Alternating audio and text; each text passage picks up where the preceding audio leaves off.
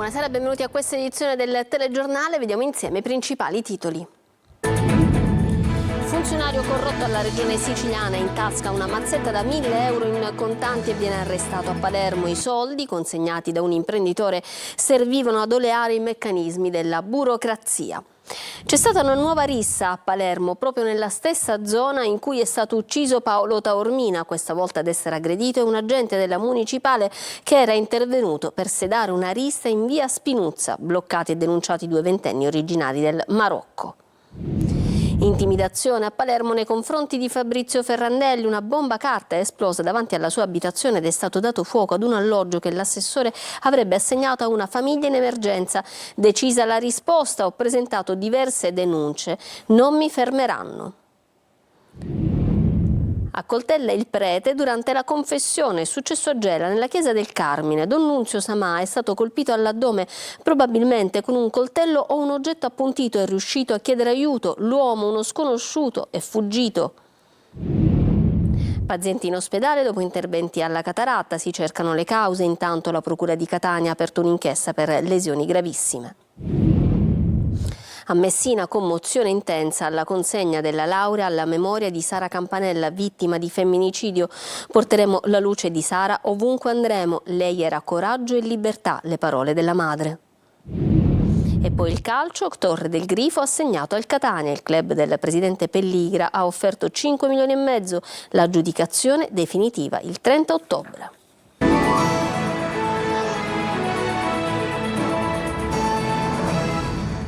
Bentrovati. In apertura la notizia di un funzionario della Sovrintendenza del Mare del Dipartimento dell'Assessorato regionale Beni Culturali della Regione Siciliana è stato arrestato in flagranza dalla Guardia di Finanza mentre intascava una mazzetta. L'indagine è coordinata dallo speciale nucleo corruzione nella pubblica amministrazione della Procura di Palermo. Ma sentiamo tutti i dettagli da Manlio Viola.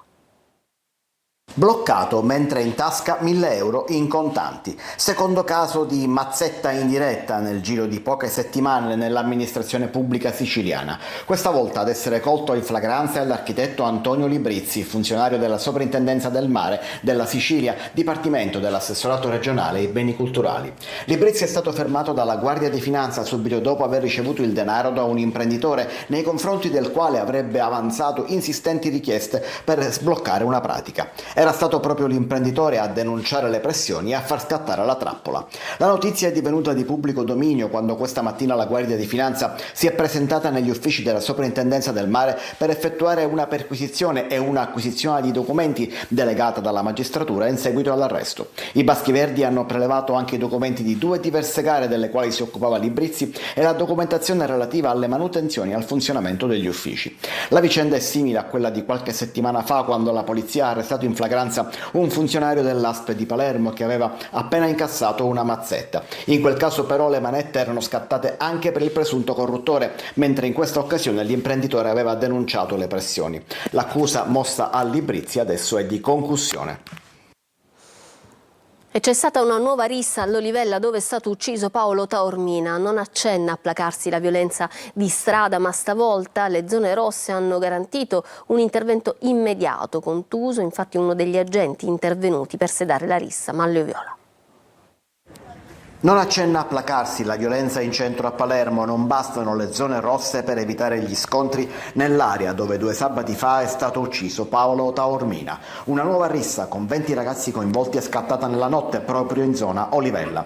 In 20 se ne sono date di santa ragione, ma stavolta è scattato il sistema di controllo. All'arrivo delle pattuglie della polizia municipale che erano poco distanti è stato il fuggi-fuggi generale. Nella foga di darsi alla fuga i giovani hanno travolto gli agenti, uno dei quali è stato scaraventato a terra con violenza.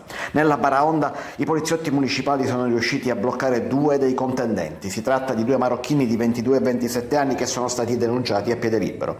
In base alle prime indagini, guardando le immagini di videosorveglianza, lo scontro sarebbe scattato fra 2 gruppi di extracomunitari frequentatori dell'area.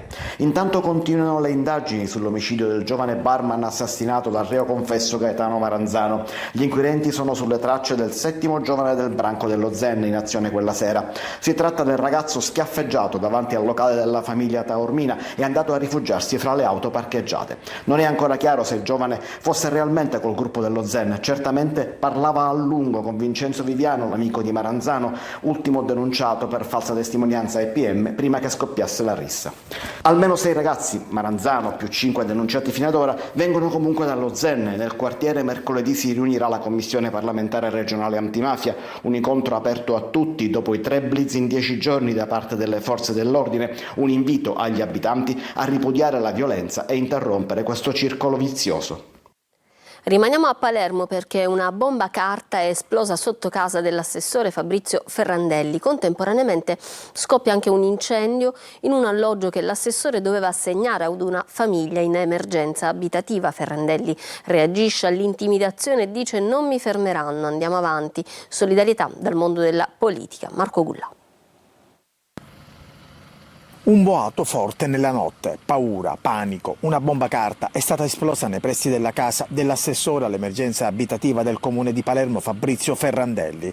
Parallelamente la casa vandalizzata a Borgo Nuovo, che doveva essere consegnata a una famiglia come aveva denunciato Ferrandelli, è stata data alle fiamme. 2 episodi collegati, inquietanti e preoccupanti. Sulla bomba carta al momento non si esclude alcuna ipotesi, compresa la pista di una vera e propria intimidazione contro l'assessore, che però non si ferma e dice: andiamo avanti. Indietro non si torna, l'amministrazione comunale è intenzionata ad andare avanti nel percorso di legalità sull'assegnazione degli immobili secondo la lista delle emergenze abitative e soprattutto nessun gesto di singoli violenti può intimidire un'istituzione che è determinata ad andare avanti nel proprio lavoro. Dalla casa vandalizzata all'incendio, poi la bomba carta esplosa vicino casa di Ferrandelli, una sequenza che ha una matrice criminale. Gli interventi contro le occupazioni abusive sono sempre più frequenti a Palermo. Proprio nei giorni scorsi l'assessore aveva dato notizia di altre 4 case popolari acquisite nuovamente al patrimonio del comune. Momenti di paura questa mattina a Gela, all'interno della chiesa del Carmine. Un uomo ha aggredito il parroco Don Nunzio Samà durante una presunta confessione. Il sacerdote è rimasto ferito ma non è in pericolo di vita. I carabinieri stanno indagando per risalire all'aggressore e chiarire il movente. Sentiamo tutti i dettagli da Gerry Italia.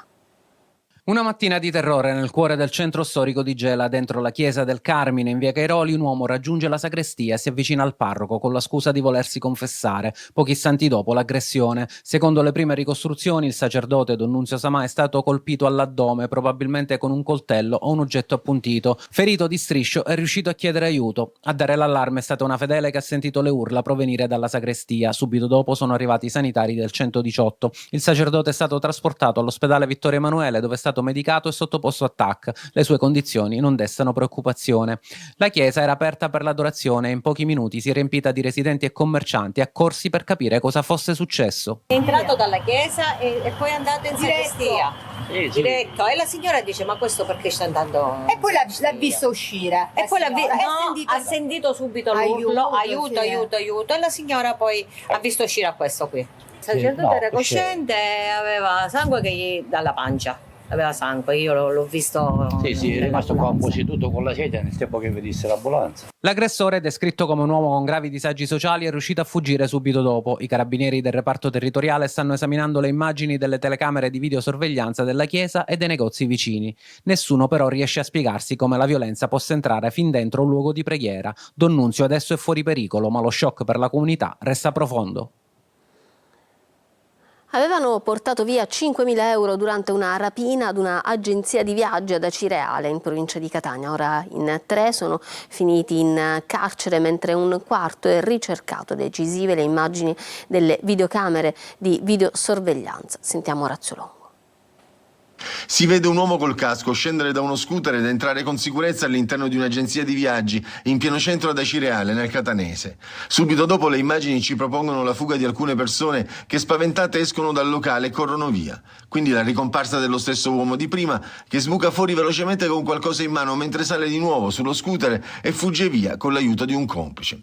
Quello che è successo all'interno dell'agenzia, secondo la ricostruzione degli inquirenti, è una rapina consumatasi in brevissimo tempo per un valore complessivo di 5.000 euro. Era il 27 maggio scorso. Adesso 3 persone sono state raggiunte dal provvedimento di custodia cautelare in carcere. Una di queste sarebbe stata armata di coltello. Ad aiutare nelle investigazioni i carabinieri della stazione di Guardia Mangano, le immagini delle videocamere di sorveglianza del centro città e delle frazioni.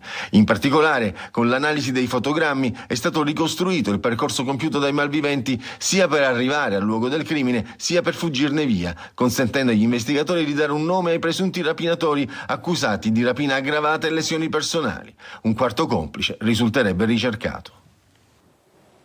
A Catania adesso 30 persone, ma il numero potrebbe crescere nelle prossime ore. Operate nei giorni scorsi di cataratta rischiano di perdere la vista per una infezione contratta durante l'intervento effettuato in 2 cliniche private. La Procura ha aperto un'inchiesta. Il caso è stato segnalato anche al Ministero. Adelaide Barbagallo. Gravi danni alla vista con il rischio di perderla. Cresce la preoccupazione a Catania, dove una trentina di pazienti sono stati costretti a recarsi in alcuni ospedali dopo un intervento di cataratta eseguito in 2 cliniche private della città. Tutti, poche ore dopo, hanno accusato forti dolori e disturbi all'occhio per un'infezione contratta. La Procura di Catania ha aperto un'inchiesta. Il reato ipotizzato è lesioni gravissime. Molti dei ricoverati sono in prognosi riservata, uno al momento è cieco da un occhio, altri in via di ripresa, ma i medici al momento non escludono danni permanenti alla vista. 2 i centri privati specializzati cui si erano rivolti i pazienti per effettuare l'intervento considerato di routine e non particolarmente complicato. Diversi gli ospedali che adesso li hanno in cura. 6 sono al Policlinico, 4 al Cannizzaro, gli altri sono finiti al Garibaldi, al Centro Oculistico Europeo di Aci Castello, ma anche a Ragusa ed Enna. Per molti la diagnosi è la stessa, hanno contratto il batterio Enterococcus fecalis, ma potrebbe esserci anche un altro batterio ad aver causato l'infezione. Le analisi sull'acqua fisiologica utilizzata durante gli interventi hanno dato esito negativo. Sotto la lente di ingrandimento ci sono dunque i cristallini impiantati e le sale operatorie dei 2 centri privati coinvolti. Una delle 2 cliniche in una nota comunica di aver avviato un'indagine interna sui prodotti e le attrezzature utilizzate. L'associazione Codacons ha lanciato una task force medico-legale e un'azione collettiva a difesa dei pazienti. Il caso, che è un'emergenza sanitaria, è stato segnalato anche al Ministero. A Messina adesso commozione intensa per la consegna della laurea ad honorem a Sara Campanella, vittima di femminicidio. Porteremo sempre la luce di Sara ovunque andremo. Lei era coraggio e libertà, ha detto la madre. Sentiamo Francesco Triolo. Conferisco a Sara Campanella la laurea triennale in tecniche di laboratorio biomedico con voti 110 su 110 e lode. La voce rotta dalle lacrime della rettrice dell'Università di Messina Giovanna Spatari nel conferire la laurea alla memoria a Sara Campanella, le lacrime di mamma Cetti nel ritirare quella pergamena che la figlia desiderava, aspettava dopo aver sostenuto tutti gli esami, lacrime che oggi dovevano essere di gioia, non di sangue, ripeteva il padre Alessandro. Oggi siamo qui per renderle omaggio, memoria viva, perché Sara merita di prendere la laurea. Noi porteremo sempre la luce di Sara ovunque andremo. Sara era coraggio, era libertà e io non posso essere meno di quello che Sara è stata. Un'aula magna stracolma di autorità, ma soprattutto di giovani, studenti, colleghi e colleghe che hanno voluto esserci. È toccata all'amica Martina discutere la tesi iniziata da Sara e completata dai suoi colleghi, perché la sua morte è una ferita per tutta la comunità. L'esperienza drammatica che ha vissuto questa comunità, affinché la morte di Sara non sia avvenuta invano, deve essere un monito per tutti. La Regione metterà a disposizione delle borse di studio che porteranno il nome di Sara Campanella. Ogni tesi, ogni borsa di studio, ogni ricerca sarà una voce in più, ha detto la rettrice. La famiglia invece continuerà la sua opera di sensibilizzazione. La violenza è anche quella che non si vede, quella che non è visibile, quella che non si vede soltanto dai gesti, da parole, offese, ma anche quella che non si vede, anche il minimo dubbio. Arrestato a Gela un giovane di 24 anni accusato di aver fatto parte del comando dei 4 aggressori che il mese scorso hanno aggredito un uomo a coltellate ferendolo gravemente in un negozio di Macchitella. L'indagine svela un allarmante intreccio di menzogne e armi facili. Verger Italia. È la notte del 21 settembre, in un locale della rotonda est di Macchitella la serata si trasforma in violenza. Un 34enne Rocco Smecca viene colpito alla schiena con un coltello, ferite gravissime, un volo in elicottero verso Catania e un intervento d'urgenza per salvarlo. Le indagini, coordinate dalla procura di Gela, hanno portato all'arresto del 24enne Kevin Pisano, accusato di aver sferrato la coltellata insieme ad altri 3 giovani. Tutto sarebbe nato da un banale alterco tra 2 ragazze. Secondo gli inquirenti, Pisano avrebbe voluto mettersi in mostra davanti alla criminalità locale, ma dietro l'aggressione anche un presunto tentativo di depistaggio. Pochi giorni dopo la sorella di uno degli indagati denuncia la vittima per violenza sessuale, una versione che le indagini hanno già smentito. Ha rischiato di morire, dicono gli investigatori. Oggi Smecca è vivo ma porterà per sempre i segni di quella notte, un episodio che riaccende l'allarme: troppi giovani armati, troppa violenza senza motivo. Un ulteriore atto di violenza che poteva arrivare con la morte della persona offesa, e soltanto per fortuna e per intervento dei sanitari questo non è avvenuto, e anche in questo caso un movente stupido, futile, da un punto di vista giuridico è stato definito così, futile, che poteva portare a conseguenze incredibili. Sia ai ragazzi sia ai genitori, ai titolari di locale, state molto attenti ad andare in giro armati, non c'è nessun motivo per andare in giro armati, soprattutto con armi illegalmente detenute, perché da una stupida lite tra ragazze, perché in questo caso nasce tra una lite tra ragazze, si può arrivare ad uccidere una persona e a rischiare l'ergastolo per chi commette questi fatti. Dalle immagini delle telecamere alla confessione mancata, gli inquirenti ora cercano di capire se dietro quella lama ci fosse solo rabbia o anche qualcosa di più profondo. Il bracconaggio nelle aree protette della piana di Gela è ormai fuori controllo. Un vero e proprio Far West, denuncia il WWF, che documenta la presenza di cacciatori in aree protette. Nonostante divieti, il WWF inoltre segnala la presenza di vedette che avvisano i cacciatori al momento dell'arrivo delle guardie. Lo vediamo in queste immagini fornite appunto dal WWF. Catania, da oggi in servizio 100 nuovi agenti della municipale. Il comandante Peruga dice: importante la nostra presenza sul territorio, preveniamo tante infrazioni. Tonino De Mano.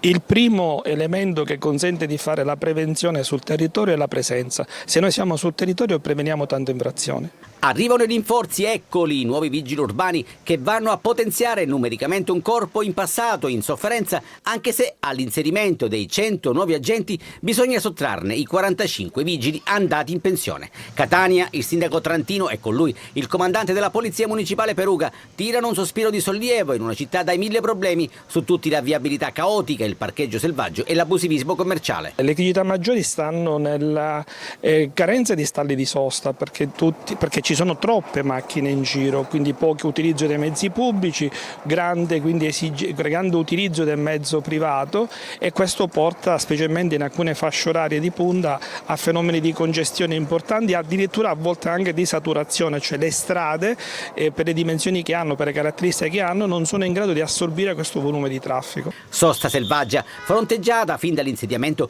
con l'introduzione delle ganasce. Qui siamo nel perimetro di Piazza Lanza. Gli effetti iniziano a vedersi, perché nelle zone dove siamo intervenuti con incisività il fenomeno si è ridotto, addirittura in qualche caso non è più presente. Questo ci fa ben sperare, perché la finalità è quella di garantire la fruizione della zona, non quello di penalizzare il cittadino. Meno agenti negli uffici, più vigili in strada, con il costante presidio in punti nevralgici, in prossimità di scuole ed ospedali. In queste immagini le prime multe in via Lavaggi. In mattinata, nuovi e vecchi agenti hanno dato un contributo personale, donando il sangue. Uno dei primi a farlo, quasi a dare l'esempio, è stato proprio il comandante Peruga. L'arte e la musica per sensibilizzare i giovani contro la violenza di genere. A Palermo prende vita Fai la tua parte. Vediamo.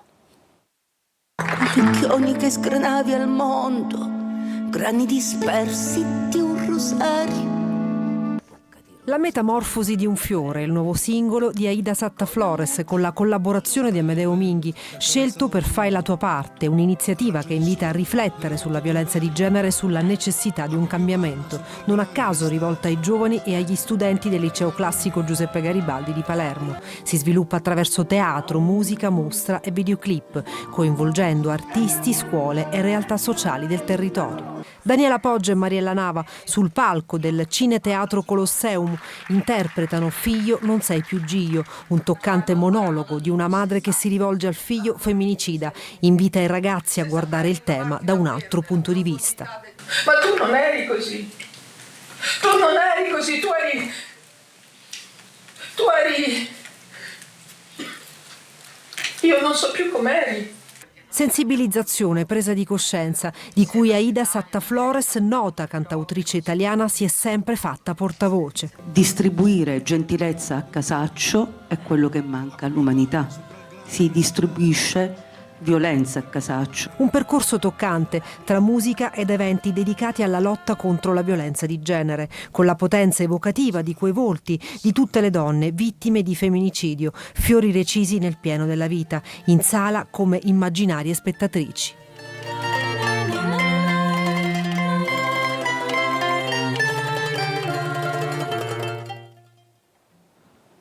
Una pausa adesso, tra poco lo sport.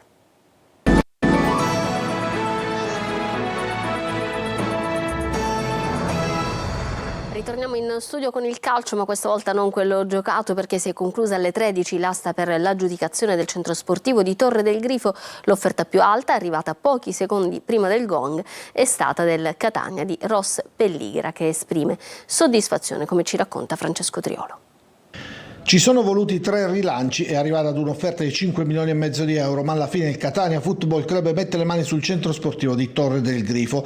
A meno di variabili legate all'arrivo di nuove offerte entro il 30 ottobre, la struttura di Mascalucia va quindi a Ross Pelligra. L'asta telematica con un intenso botta e risposta ha visto concorrere il presidente del Catania con l'Aurora Società, con sede a Belpasso, ed espressione di una cordata formata da imprenditori siciliani, tra cui il palermitano Vincenzo Rappa e i catanesi Francesco Russo Morosoli, Carmelo Stivala, Gaetano Vecchio, Giorgia Bartolini e Andrea Spina, che si sono spinti sino ad un'offerta di 5 milioni e 250 mila euro.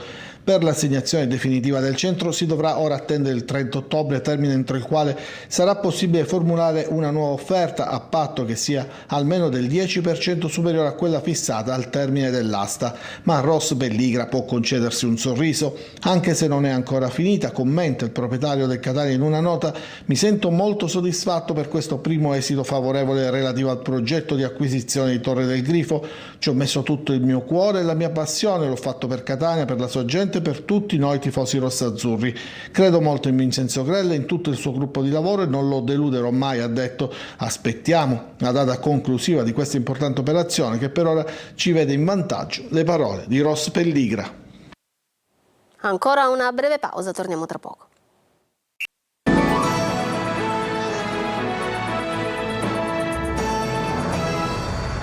Ritorniamo in studio per una notizia ancora prima di chiudere, perché il ministro dei trasporti Matteo Salvini ha firmato i decreti di nomina di 3 nuovi presidenti delle autorità di sistema portuale, tra cui anche Francesco Rizzo, presidente dell'autorità portuale dello Stretto, che comprende i porti di Messina, Milazzo, Tremestieri, Villa San Giovanni, Reggio Calabria e Salina.